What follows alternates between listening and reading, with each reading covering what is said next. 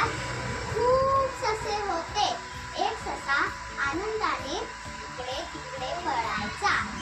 जंगलाच्या बाजूला एक डोंगर होतं. तो ससा नेमकी विचार करायचा, आपण ह्या डोंगरावर चढू शकतो का? मग एक दिवशी त्यांनी ठरवलं की मी ह्या डोंगरावर चढतो. मग त्यांनी सुरुवात केली.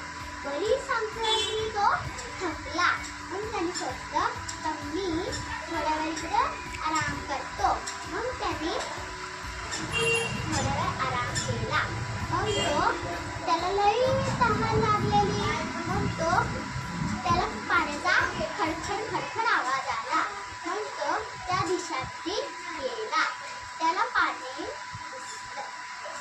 मग त्यांनी पाणी खूप पिलं. मग तो बरेच अंतर चढला. मग शेवटी ससा डोंगराच्या माथ्यावर पोहोचला.